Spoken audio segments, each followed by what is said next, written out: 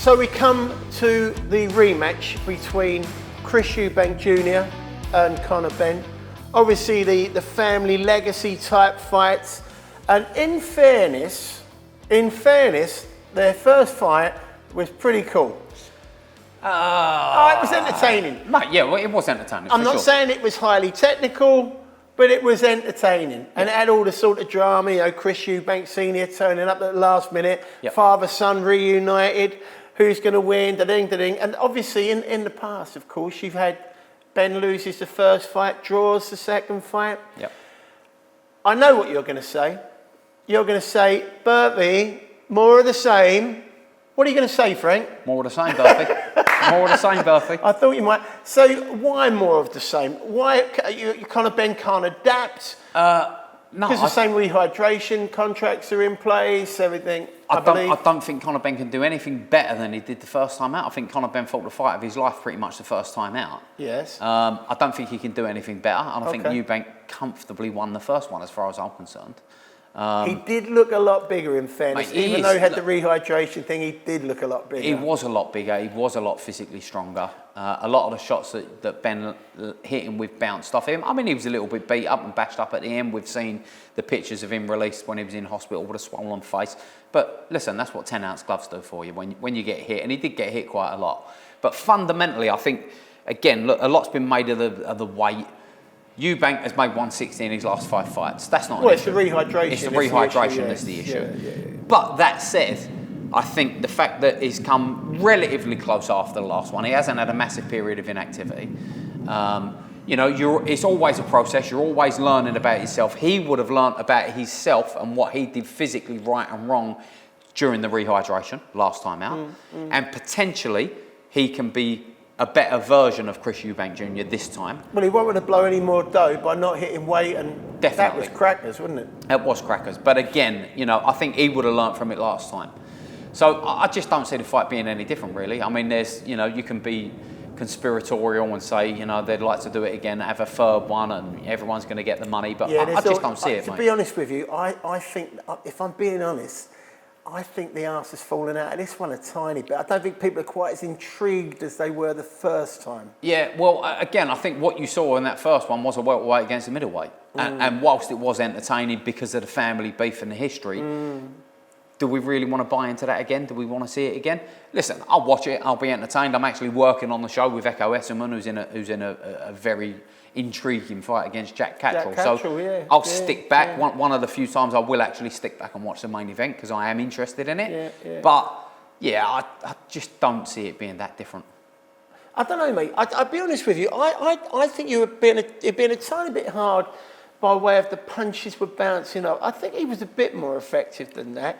The issue I would have with Conor Benn would simply be, going back to what you pointed out earlier, just the size. You know, at the end of the day, the other lad did look considerably bigger. For sure. And I think it was a couple of times where, I'll tell you what I think he did, I'll tell you what's something I think he could improve on. Conor Benn could improve on, very simply, and this is going to sound like a very stupid thing to say, but when you understand boxing, you'll understand what I mean. He could do well to hit Chris Eubank more often, because he threw a lot of shots that flew everywhere but Chris Eubank. They almost landed on the geezer who's sitting in the front seat. And my thing is, if he can just shake it all down a little bit and start hitting that high chest, low chin area, it might just put him off a bit more. It might just. Yeah, I'm not sure if he's got the skills to do it, to be perfectly honest with you. Fair play, and it might actually bring him in the zone to get more stick himself. But ultimately, there were a hell of a lot of shots that flew everywhere, but where they were meant to land. Yeah, I mean, listen, there was a lot of little nuanced moves from Eubank Jr. that made him miss. He wasn't just sitting there like a sitting target. There was lots of rolling and dipping. He's a good fighter. Eubank's a good fighter, and you know, as I say, I didn't see enough in Conor Benn in the first one to say he can make those changes, he can make that adaptation. There wasn't really, you know, the first round was the same as the last round, pretty much. There was no adaptation during the fight at all, which is always an issue.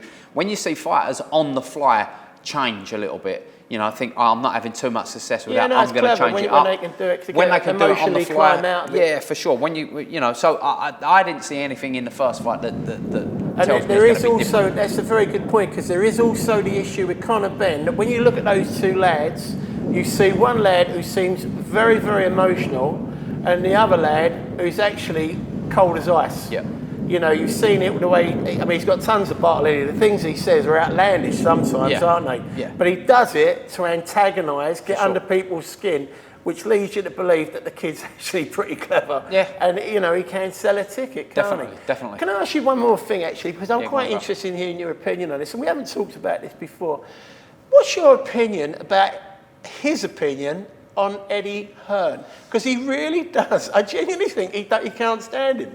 What do you think? Chris Eubank Jr., obviously. Yeah, I think he genuinely can't stand him. I think they're both very, very, very bright.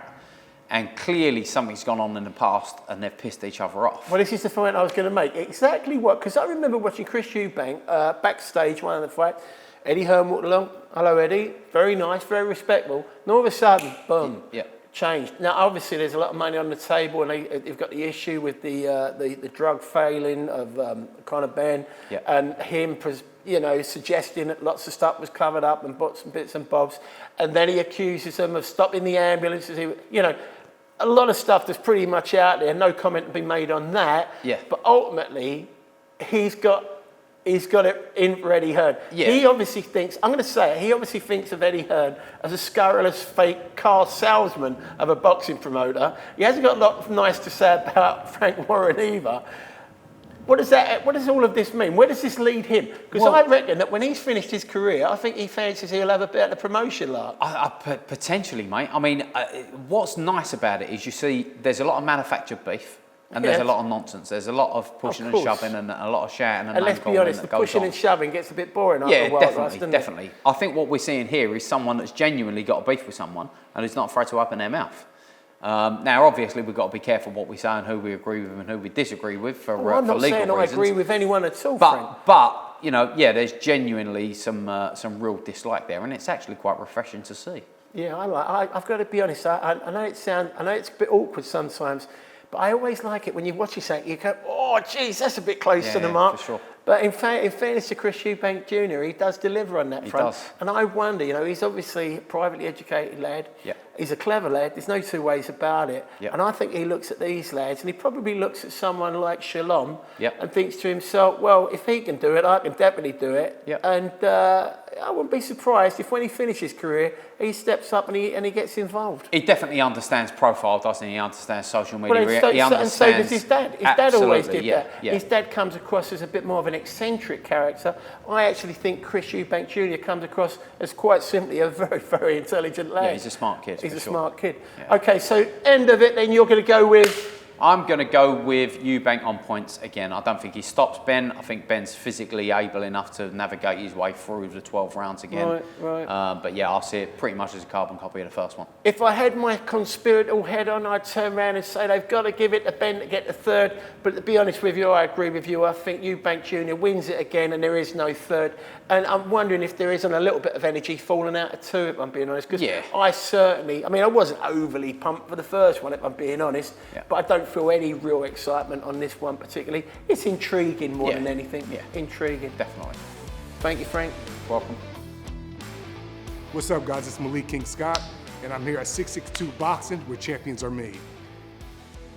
This episode of Burf and Greavsie is sponsored by J.M. Clark. That's plant hire you can trust.